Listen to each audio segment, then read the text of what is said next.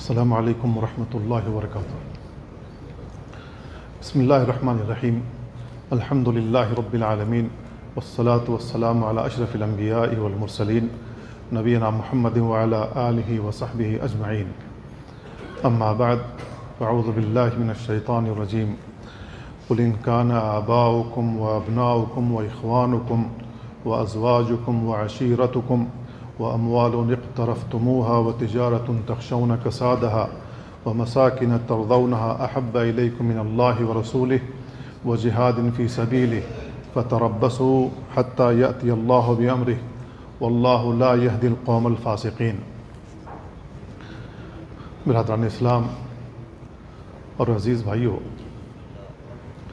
قرآن کریم کی جو آیت پڑھی گئی، اس آیت میں اللہ رب العالمین نے بیان فرمایا، اے نبی آپ کہہ دیجئے تمہارے باپ، تمہارے بیٹے، تمہارے بھائی، تمہاری بیویاں، تمہارے اقربا، تمہارے اموال جن کو تم اکٹھا کرتے ہو، اور وہ تجارت جس کی کساد بازاری کا تمہیں خوف ہے، اور وہ گھر اور محلات جن سے تم راضی ہو، یہ اللہ اور اس کے رسول سے زیادہ محبوب ہیں اور اللہ کے راستے میں جہاد کرنے سے زیادہ محبوب ہیں۔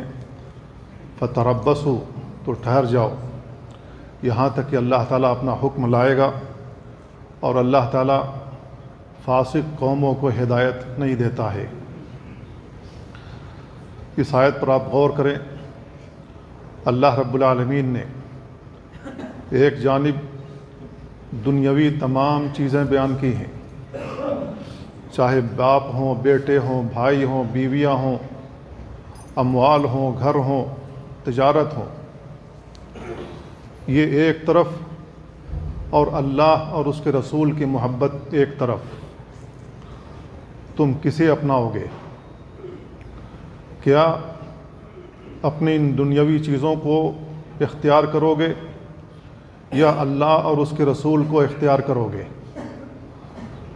اگر ان دنیاوی چیزوں کو اختیار کرتے ہو تو اللہ رب العالمین دھمکی آمیز الفاظ استعمال کر رہا ہے، فتربصوا، ٹھہر جاؤ۔ پھر اس کے بعد اللہ تعالیٰ کہہ رہا ہے، واللہ لا یہدی القوم الفاسقین، اللہ فاسق قوموں کو ہدایت نہیں دیتا ہے۔ فاسق کن لوگوں کو کہا؟ جنہوں نے اللہ اور اس کے رسول کی محبت پر دنیاوی چیزوں کو ترجیح دی، اللہ اور اس کے رسول کا پاس و لحاظ نہ رکھا، تو اللہ رب العالمین نے ایسے لوگوں کو فاسق کہا ہے۔ فاسق وہ لوگ ہوتے ہیں جو اللہ اور اس کے رسول کی بات نہ مانے۔ ابلیس کو اللہ رب العالمین نے فاسق کہا، اللہ تعالیٰ نے کہا فَفَسَقَ عَنْ أَمْرِ رَبِّهِ، ابلیس اپنے رب کا حکم ماننے سے انکار کر گیا، اپنے رب کا حکم نہیں مانا، اسی وجہ سے اللہ رب العالمین نے اس کو فاسق کہا کہ اس نے اپنے رب کا حکم نہیں مانا۔ کیوں نہیں مانا اور کس چیز کے لیے نہیں مانا؟ اللہ رب العالمین نے اسے حکم دیا تھا آدم علیہ السلام کا سجدہ کرو، تمام مخلوقات نے سجدہ کیا سوائے ابلیس کے، ابا واستکبر وکان من الکافرین، اس نے انکار کیا اور تکبر کیا اور کافروں میں سے ہو گیا۔ تکبر اس کے دل میں کیا تھا؟ اللہ تعالیٰ نے بیان فرمایا، خلقتنی من نار وخلقتہ من طین، تو نے مجھے آگ سے پیدا کیا اور اسے مٹی سے۔ آگ مٹی سے زیادہ طاقتور ہے، آگ مٹی کو کھا جاتی ہے، لہذا طاقتور کا سجدہ ہونا چاہیے، کمزور کا سجدہ کیوں کروں؟ اللہ کا حکم ماننے سے انکار کیا۔ اللہ رب العالمین نے کہا فَإِنَّ عَلَيْكَ لَعْنَتِي إِلَىٰ يَوْمِ الدِّينِ، یہاں سے نکلو، قیامت تک میری لعنت تیرے اوپر پڑتی رہے گی۔ تو اللہ رب العالمین نے اس کے اوپر لعنت بھیج دی، قیامت تک کے لیے اس کو مہلت دی۔ تو میرے بھائیوں، جو اللہ اور اس کے رسول کا حکم نہیں مانتا وہ فاسق کہلاتا ہے۔ سب سے پہلا فاسق ابلیس ہوا، اس کے بعد وہ تمام لوگ جو اللہ اور اس کے رسول کی بات نہیں مانتے ہیں۔ لہذا ہم تمام مسلمانوں کے اوپر فرض ہے اور ہمارے ایمان کا تقاضا ہے کہ ہم اللہ اور اس کے رسول سے محبت کریں، اور محبت کا تقاضا یہ ہے کہ ہم اللہ اور اس کے رسول کی اتباع کریں، کیونکہ اتباع کیے بغیر محبت ثابت نہیں ہوتی ہے۔ محبت کھوکھلی ہوگی، محبت کا دعویٰ کھوکھلا ہوگا تابع داری کے بغیر۔ تو اللہ کے نبی صلی اللہ علیہ وسلم کی محبت جزو ایمان ہے۔ ہم مسلمانوں کو اپنے رسول سے محبت کرنی چاہیے، اپنے باپ سے زیادہ، اپنی ماں سے زیادہ، اپنی اولاد سے زیادہ، اپنے اموال سے زیادہ، اپنے کاروبار سے زیادہ، یعنی یہ تمام دنیاوی چیزیں اگر آڑے آ جائیں اللہ اور اس کے رسول کی محبت میں یا ناموس رسالت کے لیے، تو ہم ان تمام چیزوں کو حتیٰ کہ اپنی جان کو بھی قربان کر دیں گے، لیکن ناموس رسالت پر آنچ نہیں آنے دیں گے۔ یہ ہمارے ایمان کا تقاضا ہے۔ اگر ہم ایسا کرتے ہیں تو ہمارا ایمان صحیح سالم ہے، ہمارے ایمان کے اندر نور موجود ہے، روشنی موجود ہے، ایمان کی رمق موجود ہے۔ اور اگر ایسا نہیں ہے تو سمجھ لیجئے کہ ایمان کی رمق موجود نہیں ہے۔ اللہ کے نبی صلی اللہ علیہ وسلم کی محبت ہر ایک پر فرض ہے۔ اللہ کے نبی صلی اللہ علیہ وسلم نے بیان فرمایا لا یؤمن احدکم حتی اکون احب الیہ من والدہ وولدہ والناس اجمعین، تم میں کا کوئی شخص مومن ہو ہی نہیں سکتا ہے جب تک کہ میں اس کے نزدیک اس کے والد سے، اس کے اولاد سے اور تمام لوگوں سے زیادہ محبوب نہ ہو جاؤں۔ میرے بھائیوں، ہمارے ماں باپ ہمارے وجود کا سبب ہیں۔ دنیا میں ہمارا وجود ہوا ہے تو ہمارے والدین کے سبب، جن کی وجہ سے ہم دنیا کے اندر موجود ہیں۔ انہوں نے ہماری تربیت کی، ہمیں تعلیم دی، انگلی پکڑ کر چلنا سکھایا، آداب سکھائے، ہر وہ چیز سکھائی جس کے ذریعے ہم دنیا میں عزت کے ساتھ وقار والی زندگی گزار سکیں۔ اللہ کے نبی صلی اللہ علیہ وسلم نے وہ کچھ سکھایا جو دنیا میں بھی ہمیں عزت سے سرفراز کرتا ہے اور آخرت کے اندر بھی ہم سرخرو ہوں گے۔ تو اللہ کے نبی صلی اللہ علیہ وسلم کی محبت اس وجہ سے بھی زیادہ ہے کہ اللہ کے نبی صلی اللہ علیہ وسلم نے آخرت کی ضمانت دی ہے۔ اگر ہم دنیا میں اس انداز سے زندگی گزارتے ہیں جس طریقے سے اللہ کے نبی صلی اللہ علیہ وسلم نے زندگی گزارنے کا حکم دیا اور ہم اس کے مطابق چلتے ہیں، ہم اپنی آخرت کو سنوارتے ہیں۔ تو اگر ہمارے ماں باپ ہمارے وجود کا سبب ہے دنیا کے اندر، تو آخرت کے اندر ہمیں عزت والی زندگی عطا کرنا رسول اللہ صلی اللہ علیہ وسلم کی دین ہے۔ اللہ کے نبی صلی اللہ علیہ وسلم نے مارے کھائی ہیں، جلا وطن کیے گئے ہیں، آپ کو قتل کرنے کی سازش کی گئی ہے، آپ کے صحابہ کو ستایا گیا ہے، اللہ کے نبی صلی اللہ علیہ وسلم پر جادو کیا گیا ہے، آپ کے اوپر پتھر پھینک کر قتل کرنے کی کوشش کی گئی ہے، آپ کو ایک ساتھ تلوار کے حملے سے قتل کرنے کی کوشش کی گئی، آپ کو جنگوں میں شہید کرنے کی کوشش کی گئی۔ اللہ کے نبی صلی اللہ علیہ وسلم کو اللہ تعالیٰ بچاتا رہا۔ اللہ کے نبی صلی اللہ علیہ وسلم کس طریقے سے دنیا میں زندگی گزار گئے اور دنیا میں کس طریقے سے ہمیں زندگی گزارنا چاہیے، اللہ کے نبی صلی اللہ علیہ وسلم نے ہر چیز کو بیان کر دیا ہے۔ لہذا اللہ کے نبی صلی اللہ علیہ وسلم سے محبت ہمارا جزو ایمان ہے۔ اگر ہمارے اندر اللہ کے نبی صلی اللہ علیہ وسلم کی محبت موجود نہیں ہے تو سمجھ لیجئے کہ ہمارے ایمان کا جنازہ نکل چکا ہے۔ عمر رضی اللہ تعالیٰ عنہ نے اللہ کے نبی صلی اللہ علیہ وسلم سے کہا کہ اللہ کے نبی، آپ میرے نزدیک میرے والدین سے زیادہ، میری اولاد سے زیادہ، تمام چیزوں سے زیادہ آپ محبوب ہیں سوائے میری جان کے۔ اللہ کے نبی صلی اللہ علیہ وسلم نے فوری طور پر کہا، اے عمر، ابھی آپ مومن نہیں ہوئے۔ اسی وقت عمر رضی اللہ تعالیٰ نے قسم کھا کر کہا، اللہ کی قسم کھا کر کہتا ہوں اللہ کے نبی، آپ میرے نزدیک میری جان سے بھی زیادہ عزیز ہیں، آپ میرے نزدیک میری جان سے بھی زیادہ محبوب ہیں۔ اس کے بعد اللہ کے نبی صلی اللہ علیہ وسلم بیان فرمایا، الآن یا عمر، اے عمر اب تو آپ پکے مومن ہوئے ہیں۔ اللہ رب العالمین نے کہا النبی اولا بالمؤمنین من انفسہم وازواجہ امہاتہم، نبی مومنوں کے نفسوں سے زیادہ اولا ہیں، اعلیٰ ہیں اور افضل ہیں۔ مومنوں کے اپنے نفسوں سے زیادہ اللہ کے نبی اولا ہیں۔ اسی وجہ سے صحابہ کرام کو ہم دیکھتے ہیں کہ جنگوں میں کس طریقے سے انہوں نے اپنے آپ کو اللہ کے نبی صلی اللہ علیہ وسلم کے سامنے کیا۔ اپنے اوپر تیر کھانا تو گوارہ کر لیا، اپنے آپ کو قتل ہونا تو گوارہ کر لیا، لیکن نبی کریم صلی اللہ علیہ وسلم پر تیر نہیں لگنے دیا۔ کیوں؟ اس لیے کہ صحابہ سمجھتے تھے النبی اولا بالمؤمنین، انہوں نے سب سے پہلے یہ سمجھا تھا۔ تو اللہ کے نبی صلی اللہ علیہ وسلم کے ناموس کے لیے، ناموس رسالت کے لیے ہم اپنے مال، اپنی جائیداد، اپنے نفسوں کو بھی قربان کرنے کے لیے تیار ہیں، کیونکہ اللہ کے نبی صلی اللہ علیہ وسلم کا حق ہمارے اوپر زیادہ ہے۔ اللہ رب العالمین نے کہا ما کان لأہل المدینۃ ومن حولهم من الاعراب ان یتخلفوا عن رسول اللہ، اہل مدینہ کے لیے اور مدینہ کے ارد گرد جو دیہاتی لوگ رہتے ہیں ان کے لیے جائز نہیں ہے کہ وہ رسول اللہ صلی اللہ علیہ وسلم سے پیچھے رہ جائیں۔ اللہ کے نبی صلی اللہ علیہ وسلم اپنی فوج کے ساتھ تو روانہ ہو جائیں اور کچھ لوگ بیٹھ جائیں، کسی کے لیے یہ مناسب نہیں ہے، کسی کے لیے جائز نہیں ہے۔ تو اللہ رب العالمین اس بات کا حکم دیتا ہے رسول جس جانب چلیں اس جانب چل پڑو، رسول بیٹھنے کا حکم دے بیٹھ جاؤ، رسول کھڑے ہونے کا حکم دے کھڑے ہو جاؤ، رسول ڈٹنے کا حکم دے ڈٹ جاؤ۔ اللہ کے نبی صلی اللہ علیہ وسلم کے حکم کی عدولی نہیں کرنا۔ اگر رسول اللہ صلی اللہ علیہ وسلم کے حکم کی عدولی کرو گے تو ایسی صورت میں تمہیں شکست فاش کا سامنا کرنا پڑ سکتا ہے، جیسا کہ جنگ احد میں اللہ کے نبی صلی اللہ علیہ وسلم کے حکم کی عدولی کی گئی تو 70 صحابہ شہید کر دیے گئے۔ اللہ کے نبی صلی اللہ علیہ وسلم کو وہاں حکم نہیں مانا گیا۔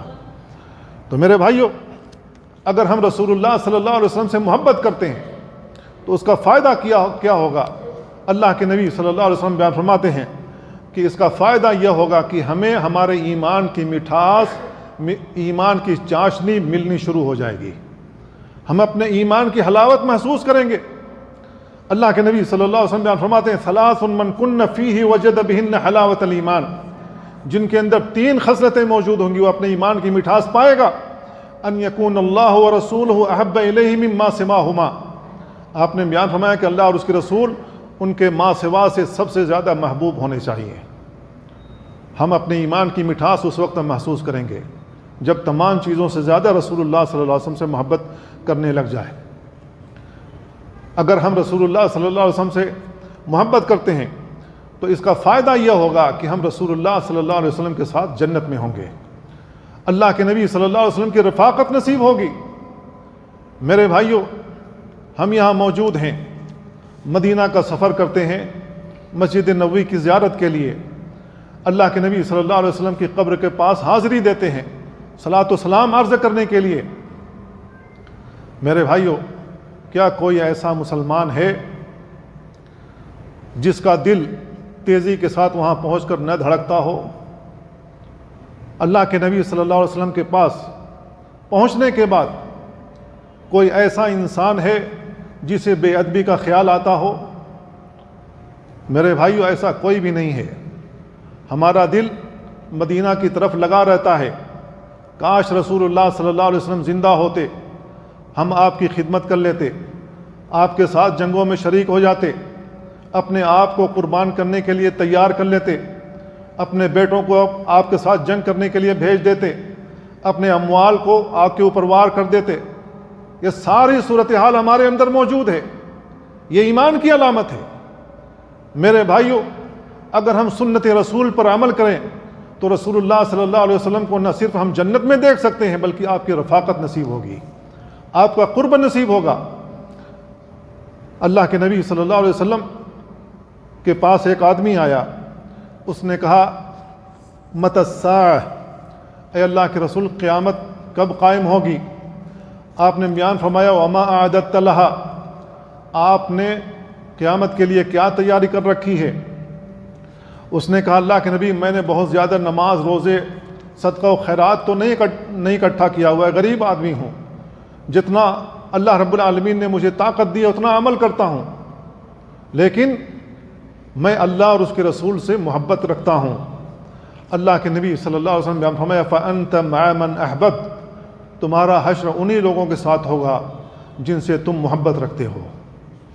تو میرے بھائیو، اگر ہم رسول اللہ صلی اللہ علیہ وسلم سے محبت رکھتے ہیں تو جنت کے اندر آپ کی رفاقت نصیب ہوگی، آپ کا قرب حاصل ہوگا۔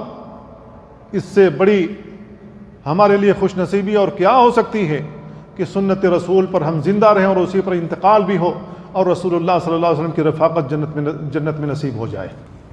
انس رضی اللہ تعالیٰ عنہ کہتے ہیں فَأَنَا أُحِبُّ اللَّهَ وَرَسُولَهُ، میں اللہ اور اس کے رسول سے محبت رکھتا ہوں، وَأَبَا بَكْرٍ وَعُمَرَ، اور ابو بکر و عمر سے بھی محبت رکھتا ہوں، فَأَرْجُو أَنْ أَكُونَ مَعَهُمْ، مجھے امید ہے کہ میں انہی کے ساتھ جنت میں رہوں گا، وَإِن لَّمْ أَعْمَلْ بِأَعْمَالِهِمْ، اگرچہ میرے اعمال ان جیسے نہیں ہیں۔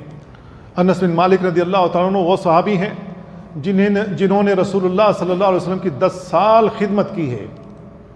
اللہ کے نبی صلی اللہ علیہ وسلم کا لوٹا اٹھاتے رہے ہیں، اللہ کے نبی صلی اللہ علیہ وسلم کو وضو کروایا ہے، ہر طریقے سے آپ کی خدمت کی ہے۔ اس 10 سال خدمت کے نتیجے میں وہ کہہ رہے ہیں کہ ابو بکر و عمر سے زیادہ عمل میرا نہیں ہے، ان کے عملوں کو میں نہیں پہنچ سکتا ہوں۔ ایک صحابی گواہی دے رہا ہے، اور یہ صحابی کیا کہہ رہا ہے؟ میں اللہ اور اس کے رسول سے محبت رکھتا ہوں، ابو بکر و عمر سے محبت رکھتا ہوں، مجھے امید ہے کہ جنت میں ان کی میرے رفاقت حاصل ہوگی۔ جن کے بارے میں ایک صحابی کہہ رہا ہے کہ جنت میں میری رفاقت ان لوگوں کے ساتھ ہوگی، میرے بھائیو ہم اس کو جنت سے محروم دنیا میں کر دینا چاہتے ہیں اور جہنمی بنانے کے لیے ہمیشہ کوسا رہتے ہیں۔ ایک صحابی یہ کہتا ہو کہ مجھے امید ہے کہ جنت میں انہی لوگوں کے ساتھ رہوں گا، اور ہم میں سے کچھ لوگ ہیں جو اپنے آپ کو مومن کہتے ہیں، وہ ان کو جہنمی بنانے پر تلے ہوئے ہیں۔ ام المؤمنین عائشہ رضی اللہ تعالیٰ عنہ کی ایک روایت آتی ہے، وہ کہتی ہیں کہ ایک آدمی اللہ کے نبی صلی اللہ علیہ وسلم کے پاس آیا اور کہا اے اللہ کے رسول، آپ میرے نزدیک میرے نفس سے بھی زیادہ محبوب ہیں، میرے ماں باپ سے بھی زیادہ محبوب ہیں، میری اولاد میری اموال سے بھی زیادہ محبوب ہیں۔ جب میں اپنے گھر میں ہوتا ہوں تو آپ کا تذکرہ کرتا ہوں، میری سوچ آپ کے ساتھ ہمیشہ رہتی ہے، جب زیادہ غالب آ جاتی ہے آپ کی محبت تو گھر سے اٹھ کر کے سیدھے آپ کے پاس ہو جاتا ہوں تاکہ میں آپ کو دیکھ لوں، اپنی آنکھوں سے دیکھ لوں۔ لیکن اللہ کے نبی صلی اللہ علیہ وسلم جب میں ایسا کرتا ہوں تو مجھے کبھی یاد آتا ہے کہ میرا بھی انتقال ہوگا، آپ بھی دنیا سے رخصت ہو جائیں گے، تو مجھے یہ معلوم ہے کہ جب آپ دنیا سے رخصت ہوں گے تو آپ جنت کے اندر اعلیٰ مقامات حاصل کر چکے ہوں گے، آپ نبیوں کے ساتھ ہوں گے، لیکن جب میں انتقال کر جاؤں گا اور میں جنت میں رہوں تو ایسی صورت میں میں آپ کو دیکھ نہیں پاؤں گا تو مجھے بڑی تکلیف ہوگی۔ اللہ کے نبی صلی اللہ علیہ وسلم تھوڑی دیر خاموش رہے، تھوڑی دیر خاموش ہونے کے بعد جبریل علیہ السلام آیت لے کر کے اترے، اللہ کے نبی صلی اللہ علیہ وسلم کو یہ آیت سنائی۔ اللہ کے نبی صلی اللہ علیہ وسلم نے وہ آیت ان صحابی کو سنائی، وَمَن يُطِعِ اللَّهَ وَالرَّسُولَ، جو شخص اللہ اور اس کے رسول کی اطاعت کرے، فَأُولَٰئِكَ مَعَ الَّذِينَ أَنْعَمَ اللَّهُ عَلَيْهِم مِّنَ النَّبِيِّينَ وَالصِّدِّيقِينَ وَالشُّهَدَاءِ وَالصَّالِحِينَ وَحَسُنَ أُولَٰئِكَ رَفِيقًا، تو وہ ان لوگوں کے ساتھ ہوگا جن پر اللہ نے انعام کیا، وہ نبی ہیں، وہ شہداء اور صالحین ہیں، صدیقین ہیں، شہداء صالحین ہیں، وَحَسُنَ أُولَٰئِكَ رَفِيقًا، اور یہ کتنے بہترین دوست ہیں۔ اللہ رب العالمین نے کہا یہ کتنے بہترین ساتھی ہیں۔ تو میرے بھائیو، اللہ اور اس کے رسول سے محبت کرو، صحابہ کرام سے محبت کرو۔ میرے بھائیو، ابو بکر صدیق کو اپنی آنکھوں سے دیکھو گے وہ کیسے ہوں گے، عمر فاروق کو دیکھو گے وہ کیسے ہوں گے، عثمان غنی کو دیکھو گے وہ کیسے ہوں گے، علی رضی اللہ تعالیٰ کو دیکھو گے وہ کیسے ہوں گے، جنت کے نوجوانوں کے سرداروں کو دیکھو گے وہ کیسے ہوں گے، تمام صحابہ کرام کو دیکھو گے جنہوں نے اللہ کے نبی صلی اللہ علیہ وسلم کی خدمت کی اور آپ کے ساتھ ہمیشہ رہے، اپنی جانیں قربان کی، اپنے مال کو قربان کیا، تن من دھن کی قربانی انہوں نے پیش کی، ہجرت کا کہا ہجرت کر گئے، حبشہ جانے کو کہا حبشہ چلے گئے، مکہ سے مدینہ آنے کو کہا مدینہ آ گئے۔ اللہ کے نبی صلی اللہ علیہ وسلم جدھر نکلے ادھر صحابہ کرام نکلے۔ اللہ کے نبی صلی اللہ علیہ وسلم سے محبت کا یہ عالم کہ آپ کا جو وضو کا پانی ہوتا تھا وہ اس کو اٹھا لیتے تھے. اللہ کے نبی صلی اللہ علیہ وسلم اگر بال اپنے کٹواتے تھے، صاف کرواتے تھے، تو صحابہ کرام ان بالوں کو لینے کے لیے، تقسیم کرنے کے لیے لڑ پڑتے تھے. صحابہ کرام رسول اللہ صلی اللہ علیہ وسلم کس قدر ٹوٹ کر محبت کرتے تھے، ہم اور آپ جانتے ہیں. تو اللہ کے نبی صلی اللہ علیہ وسلم سے محبت کی علامت یہ ہے کہ آپ کی صحبت اختیار کی جائے، نبی کریم صلی اللہ علیہ وسلم کے ساتھ ہی بننے کی کوشش کی جائے. ہم دنیا میں اللہ کے نبی صلی اللہ علیہ وسلم کا ساتھی تو نہیں بن سکتے، مدینہ جا کر اپنی حسرتیں وہاں پوری کر سکتے ہیں، اللہ کے نبی صلی اللہ علیہ وسلم کی بنائی ہوئی مسجد کو دیکھ سکتے ہیں، اللہ کے نبی صلی اللہ علیہ وسلم نے جس انداز سے اللہ کی عبادت کی اس انداز سے ہم عبادت کر سکتے ہیں، اللہ کے نبی صلی اللہ علیہ وسلم پر صلاۃ و سلام پڑھ سکتے ہیں، صحابہ کرام کے قبروں کی زیارت کر کے ان کے لیے دعائے مغفرت کر سکتے ہیں. یہ سارے کام تو ہم کر سکتے ہیں، لیکن اپنے نبی کو اپنی آنکھوں سے نہیں دیکھ سکتے. اپنے نبی کو اپنی آنکھوں سے اس وقت دیکھیں گے جب ہم سنت رسول کے مطابق زندگی گزاریں گے، اور آخرت میں اللہ کے نبی صلی اللہ علیہ وسلم کی صحبت ہمیں نصیب ہوگی. لیکن صحابہ کرام وہ جماعت تھی جنہوں نے رسول اللہ صلی اللہ علیہ وسلم کو دیکھا اور آپ کی صحبت اختیار کی. کیا ان کے اندر ایمان کی رمق موجود نہیں رہی ہوگی؟ آج ایک طبقہ بیٹھا ہوا ہے سب کو کافر بنانے کے لیے. تمام صحابہ مرتد ہو گئے سوائے 3 لوگوں کے، باقی کہاں گئے؟ انس بن مالک رضی اللہ تعالیٰ عنہ بیان کرتے ہیں، لما دخل رسول اللہ صلی اللہ علیہ وسلم مدینہ اضاء منها كل شيء. اللہ کے نبی صلی اللہ علیہ وسلم جب ہجرت کر کے مدینہ آئے، مدینہ روشن ہو گیا، ایمان کی روشنی پھیلی، بھائی چارگی کی روشنی پھیلی، اخوت کی روشنی پھیلی، سنت پر عمل کرنے کی روشنی پھیلی، اللہ کی وحی دیکھنے کی، اللہ کی وحی کے مطابق زندگی گزارنے کی کا حوصلہ ملا، انہیں وقت ملا، انہوں نے اس انداز سے زندگی گزاری. وَلَمَّا لَحِقَ النَّبِيُّ صلی اللہ علیہ وسلم بِالرَّفِيقِ الْأَعْلَىٰ أَظْلَمَ مِنْهَا كُلَّ شَيْءٍ.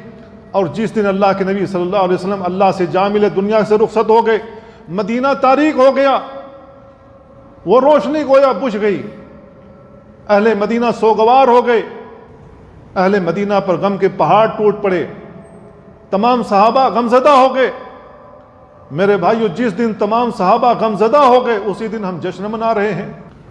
انس بن مالک رضی اللہ تعالیٰ عنہ کہتے ہیں، وما نفضنا الایدی عن دفن رسول اللہ صلی اللہ علیہ وسلم حتی انکرنا قلوبنا.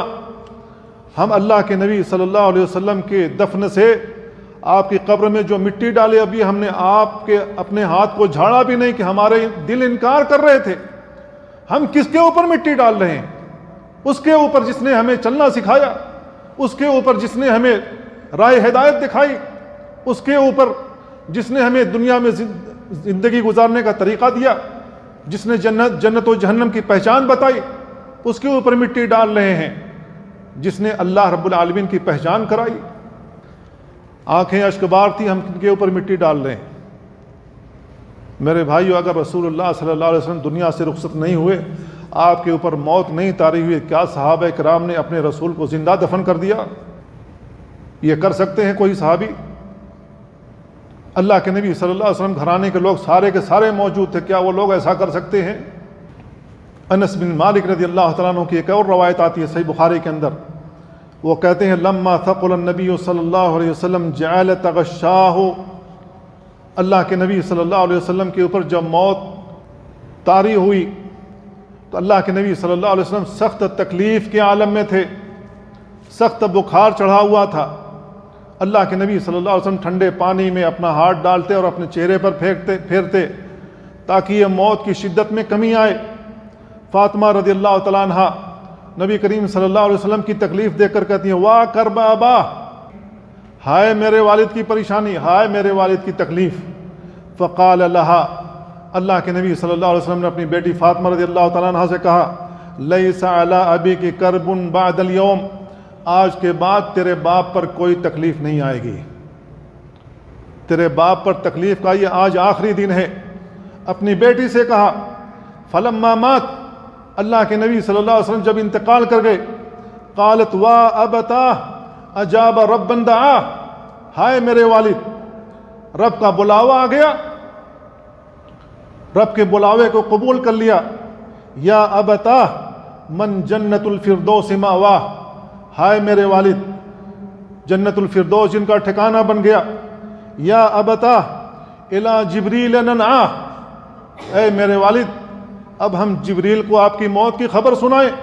فلما دفن، جب رسول اللہ صلی اللہ علیہ وسلم دفن کر دیے گئے، قالت فاطمہ رضی اللہ عنہا، فاطمہ رضی اللہ تعالیٰ عنہ نے کہا یا انس اطابت انفسکم ان تحثوا علی رسول اللہ صلی اللہ علیہ وسلم تراب. فاطمہ رضی اللہ تعالیٰ عنہ نے کہا اے انس کہ کیا تمہارے نفسوں کو یہ بات گوارا ہوئی کہ تم رسول اللہ صلی اللہ علیہ وسلم کے اوپر مٹی ڈال دو. میرے بھائیو 12 ربیع الاول ہے، جس دن رسول اللہ صلی اللہ علیہ وسلم کی وفات ہوئی، سوموار کا دن ہے. اللہ کے نبی صلی اللہ علیہ وسلم سخت تکلیف کے عالم میں ہیں، بیٹی اشکبار ہے، تمام صحابہ کے اوپر غم طاری ہے. پورا مدینہ جس دن رسول اللہ صلی اللہ علیہ وسلم نے ہجرت کی تھی روشن ہو گیا تھا، آج پورا مدینہ غرق ہو گیا، تاریکیوں میں ڈوب گیا. تمام صحابہ سوگوار ہیں. جس دن تمام صحابہ سوگوار ہیں، ہم اسی دن جشن منا رہے ہیں. کیا ہمارے دل پھٹ نہیں جاتے؟ اللہ کے نبی صلی اللہ علیہ وسلم جس دن تکلیف میں ہو اس دن ہم خوشی منا رہے ہیں.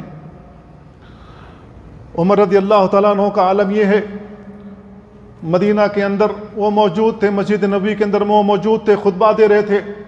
لوگوں سے یہ کہہ رہے تھے جو شخص کہے گا محمد صلی اللہ علیہ وسلم کی وفات ہوگی قتل کر دوں گا. جس طریقے سے عیسیٰ علیہ السلام کو اللہ تعالیٰ نے اٹھا لیا، اسی طریقے سے اللہ رب العالمین محمد صلی اللہ علیہ وسلم کو دوبارہ بھیجے گا. کوئی شخص یہ نہیں کہے کہ آپ کی وفات ہو گئی. یہ بفرے پڑے ہیں. ابوبکر صدیق رضی اللہ تعالیٰ کو پتہ لگا، وہ فوری طور پر آئے اور اس حدیث کو ام المومنین عائشہ رضی اللہ تعالیٰ عنہ بیان کرتی ہیں ان ابا بکر اقبل علی فرس من مسکنہ بالصنح. ابوبکر رضی اللہ تعالیٰ عنہ کو جو ہی پتہ لگا، اللہ کے نبی صلی اللہ علیہ وسلم کے پاس گھوڑے پر سوار ہو کر کے اپنے گھر سے آئے. یہاں تک کہ آپ اترے، مسجد میں داخل ہوئے اور لوگوں سے کوئی کلام نہیں کیا. یہاں تک کہ ام المومنین عائشہ رضی اللہ تعالیٰ عنہ کے گھر میں داخل ہوئے، اللہ کے نبی صلی اللہ علیہ وسلم کے پاس سیدھے گئے. آپ کے اوپر سب یمن کی بنی ہوئی چادر اڑھائی گئی تھی. اللہ کے نبی صلی اللہ علیہ وسلم کا چہرہ کھولا، پھر آپ کا بوسہ لیا، دیر تک روتے رہے. پھر انہوں نے کہا بِأَبِي أَنْتَ وَأُمِّي، میرے ماں باپ آپ پر قربان. واللہ لا یجمع اللہ علیک موتتین، اللہ کی قسم آپ پر اللہ تعالیٰ دو موت اکٹھا نہیں کرے گا. اما الموتۃ التی کتبت علیک قد متہا، جو اللہ رب العالمین نے آپ کے اوپر موت لکھی تھی آپ کو وہ آ چکی. امام زہری کہتے ہیں کہ مجھ سے حدیث بیان کی ابو سلمہ نے، وہ عبداللہ ابن عباس رضی اللہ عنہما سے روایت کرتے ہیں. ابوبکر صدیق رضی اللہ تعالیٰ عنہ نکلے، عمر رضی اللہ تعالیٰ عنہ لوگوں سے کلام کر رہے تھے.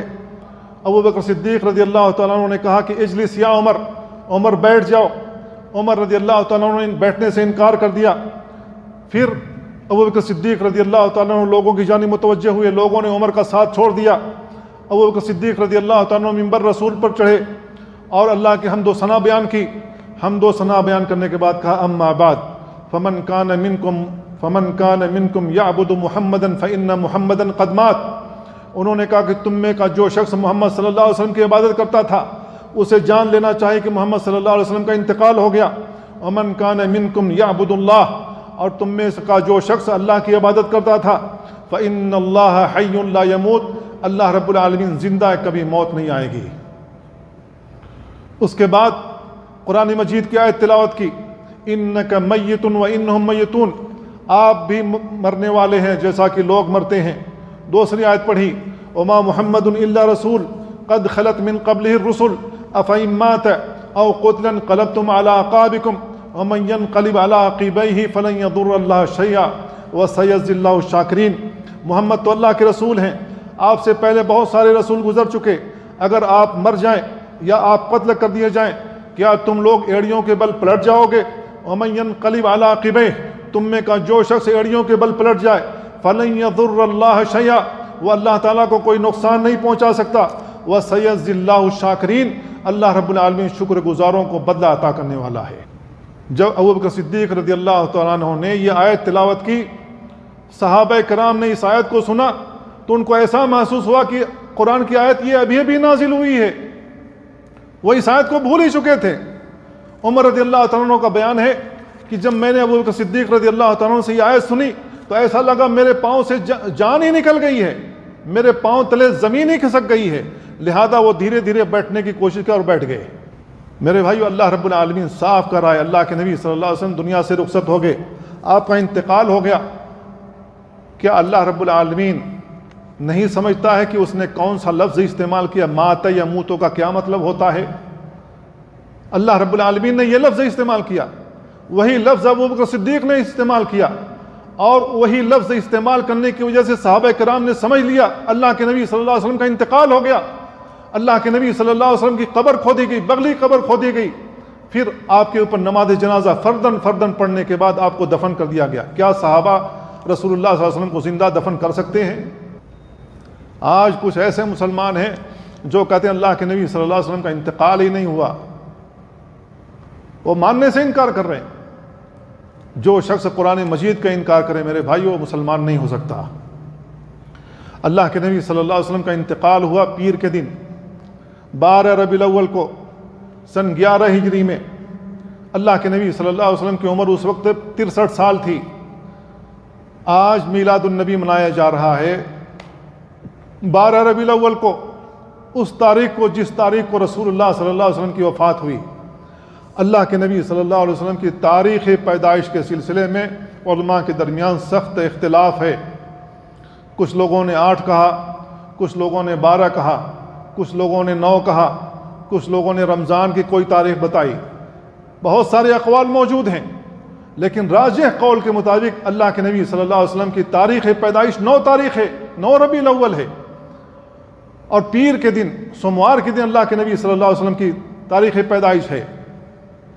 صحابہ کرام میں سے کسی نے بھی اللہ کے نبی صلی اللہ علیہ وسلم کی تاریخ پیدائش کا جشن نہیں منایا۔ 63 سال اللہ کے نبی صلی اللہ علیہ وسلم نے دنیا میں زندگی گزاری۔ نبوت سے پہلے 40 سال اللہ کے نبی صلی اللہ علیہ وسلم نے یا آپ کے خاندان میں سے کسی بھی فرد نے آپ کے لیے آپ کی پیدائش کا وہ جشن نہیں منایا جو جشن آج ہم منا رہے ہیں۔ اللہ کے نبی صلی اللہ علیہ وسلم 23 سالہ رسالت کی زندگی گزار گئے، 13 سال مکہ میں رہے، پھر اس کے بعد بقیہ ایام مدینہ میں گزارے۔ اللہ کے نبی صلی اللہ علیہ وسلم نے کسی ایک دن بھی یہ جشن نہیں منایا جو آج ہم جشن منا رہے ہیں۔ میرے بھائیوں، نام محمد کیک پر لکھنے کے بعد اس کے اوپر تلوار چلا رہے ہو، اس کے اوپر چھری چلا رہے ہو۔ نام محمد پر چھری چلانے سے پہلے تیرا کلیجہ پھٹ کیوں نہیں جاتا؟ تیرا ذہن معاف کیوں نہیں ہو جاتا؟ تیرے ہاتھ شل کیوں نہیں ہو جاتے؟ اللہ رب العالمین تجھے دنیا سے اٹھا کیوں نہیں لیتا؟ نام محمد کے اوپر چھری چلا رہا ہے اور وہ طریقہ اختیار کر رہا ہے جو طریقہ عیسائیوں نے اختیار کیا تھا۔ اللہ کے نبی صلی اللہ علیہ وسلم نے ان کا طریقہ اختیار کرنے سے منع فرمایا۔ آپ نے بیان فرمایا تھا لَتَتَّبِعُنَّ سَنَنَ مَنْ كَانَ قَبْلَكُمْ شِبْرًا بِشِبْرٍ ذِرَاعًا بِذِرَاعٍ حَتَّى وَلَوْ دَخَلُوا جُحْرَ دَبٍّ لَدَخَلْتُمُوهُ۔ تم لوگ اپنے سے پہلی امتوں کی پیروی کرو گے، اگر وہ ایک بالش چلے ہوں گے تم بھی ایک بالش چلو گے، اگر وہ ایک ہاتھ چلے ہوں گے تم بھی ایک ہاتھ چلو گے، اگر وہ سانڈے کے سوراخ میں داخل ہوئے ہوں گے تم بھی ان کا پیچھا کرتے داخل ہو جاؤ گے۔ آج ہم وہی کر رہے ہیں جو عیسائی کر رہے ہیں۔ انہوں نے اپنے نبی کی تاریخ پیدائش غلط بتائی، غلط بتانے کے بعد اس دن انہوں نے جشن منایا، ٹری بنایا، اور عیسیٰ علیہ السلام کی پیدائش کا وہ جشن منا رہے ہیں۔ ہم نے اللہ کے نبی صلی اللہ علیہ وسلم کی تاریخ پیدائش غلط بیان کی، اور غلط تاریخ میں اس دن ہم خوشی منا رہے ہیں جس دن رسول اللہ صلی اللہ علیہ وسلم کی وفات ہوئی ہے۔ میرے بھائیوں، کیا کوئی شخص کسی کے باپ کا انتقال ہو جائے، جس دن انتقال ہوا ہو ہر سال وہ خوشی منا سکتا ہے؟ رسول کے لیے کیسے تیار ہو گئے؟ ڈی جے بجاتے ہوئے، نام محمد لکھ کر جھنڈیاں نکالتے ہوئے، اور ان جھنڈیوں کو روڈ پر پھینکتے ہوئے جس پر اللہ، نام اللہ لکھا ہوا ہے، محمد رسول اللہ لکھا ہوا ہے، اپنے پاؤں سے رونتے ہوئے۔ اور اس خوشی کے موقع پر اللہ رب العالمین کا حکم آ جائے، اللہ کی طرف سے بلاوا آ جائے، کان میں روئی ٹھونسی ہوئی ہے، کسی کو توفیق نہیں ہوتی مسجد میں آنے کے لیے، سنت رسول پر عمل کرنے کے لیے، لیکن خوشی منانے کے لیے ہم بےتاب ہوتے ہیں۔ سب سے پہلے جن لوگوں نے خوشی منائی وہ رافضی ہیں، وہ عبیدی ہیں، وہ شیعہ ہیں، رافضی ہیں، باطنی لوگ ہیں جن کو عبیدی کہا جاتا ہے۔ 362 ہجری میں سب سے پہلے شیعوں نے مصر کے اندر ایجاد کیا. انہوں نے رسول اللہ صلی اللہ علیہ وسلم کی تاریخ وفات کے وقت خوشی منانی شروع کی. پھر اس کے بعد اربل کے بادشاہ نے خوشی منائی اور دیگر جگہوں پر یہ چیزیں پھیل گئی. انہوں نے مٹھائیاں تقسیم کی, کھانے تقسیم کیے تاکہ لوگ زیادہ سے زیادہ حاضر ہو سکیں. میرے بھائیوں, یہ صحابہ کے دشمن, رسول کے دشمن اس دن خوشی منانا ایجاد کیا جس دن رسول اللہ صلی اللہ علیہ وسلم کے صحابہ سوگوار ہیں, تمام صحابہ غمزدہ ہیں. یہ خوشی صحابہ کرام کو کیا معلوم نہیں تھی؟ کیا رسول اللہ صلی اللہ علیہ وسلم کے صحابہ کو اللہ کے نبی سے محبت نہیں تھی؟ اگر یہ سب کچھ محبت کے نام پر ہو رہا ہے, کیا ابوبکر صدیق کو محبت نہیں تھی رسول اللہ صلی اللہ علیہ وسلم سے؟ کیا عمر فاروق کو محبت نہیں تھی؟ کیا عثمان کو محبت نہیں تھی؟ کیا علی کو محبت نہیں تھی؟ کیا حسن کو محبت نہیں تھی؟ کیا حسین کو محبت نہیں تھی رضی اللہ عنہم اجمعین؟ رسول اللہ صلی اللہ علیہ وسلم کی وفات کے بعد یہ لوگ زندہ رہے. ابوبکر صدیق رضی اللہ تعالیٰ نے 2.5 سال حکومت کی. 2.5 سال حکومت کے دوران کم سے کم 2.5 مرتبہ 2 مرتبہ تو یہ دن آیا ہوگا ربیع الاول کا. سرکاری یا غیر سرکاری طور پر انہوں نے یہ دن کیوں نہیں منایا جس دن کو ہم نے انگریزوں سے چھٹی کا دن منوا لیا ہے خوشی منانے کے لیے؟ سرکاری یا غیر سرکاری طور پر ابوبکر صدیق نے خوشی کا دن کیوں نہیں منایا؟ عمر رضی اللہ تعالیٰ نے 10 سال خلافت کی. ربیع الاول کا مہینہ 10 سال ان کی زندگی میں آیا, سرکاری یا غیر سرکاری طور پر انہوں نے یہ دن کیوں نہیں منایا؟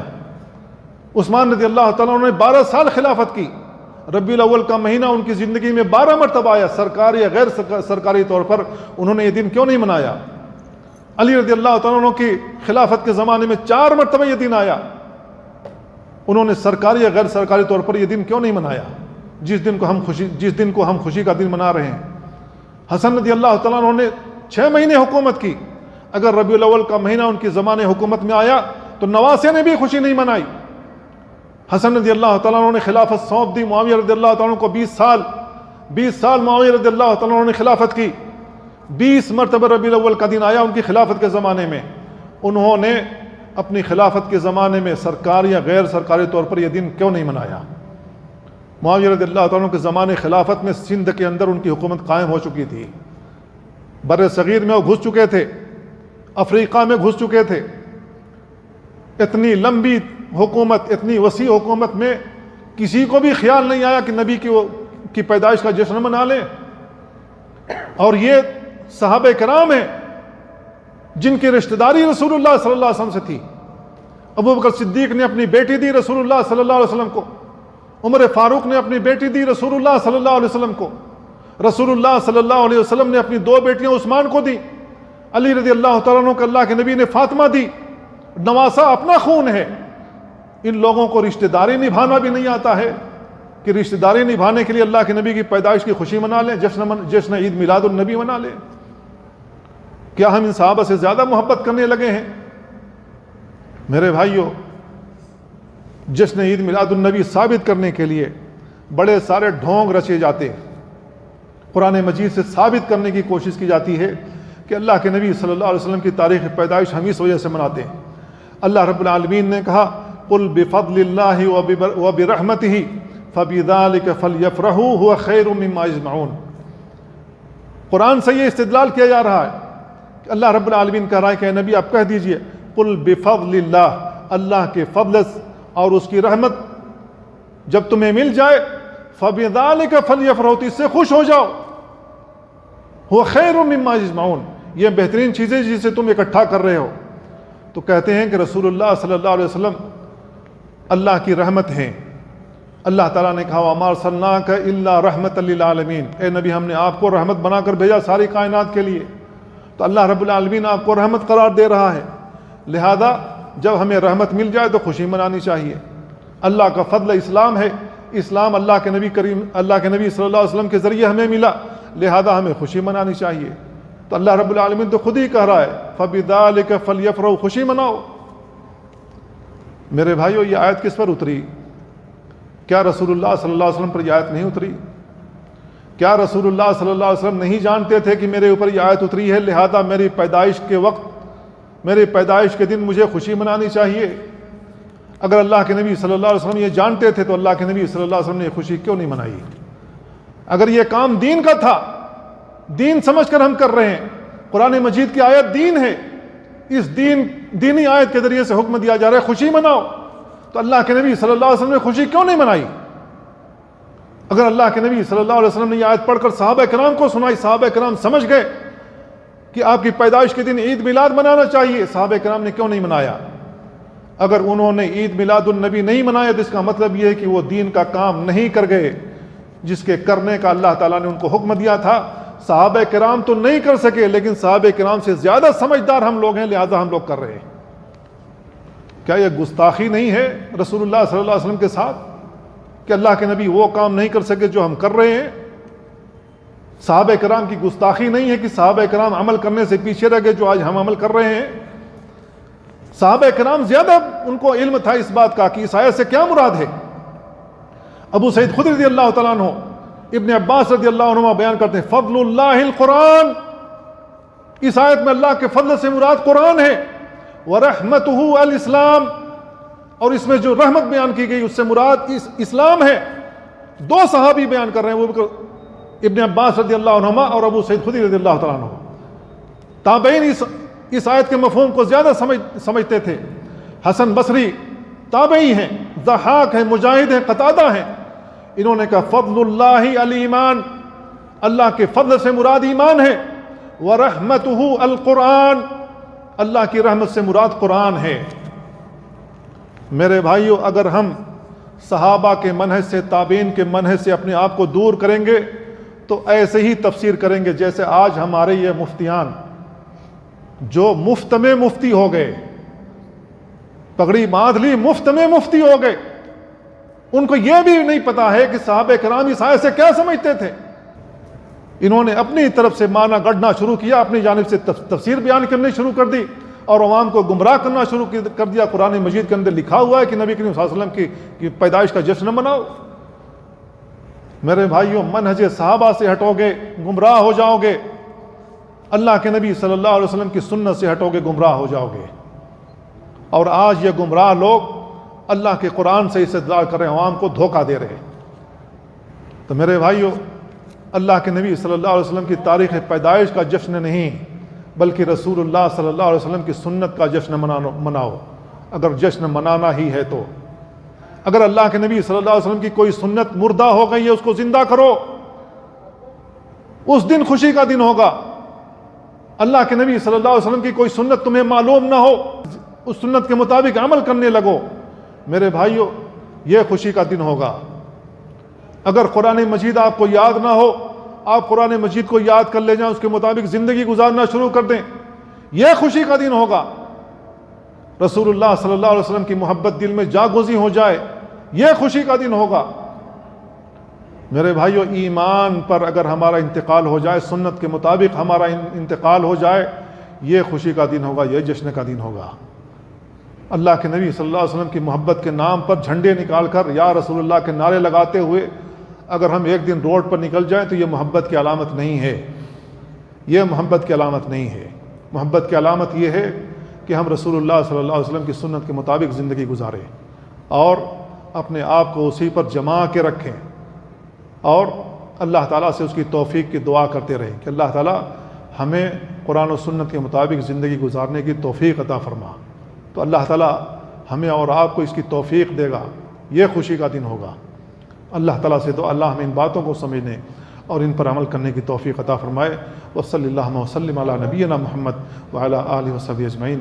السلام علیکم ورحمۃ اللہ۔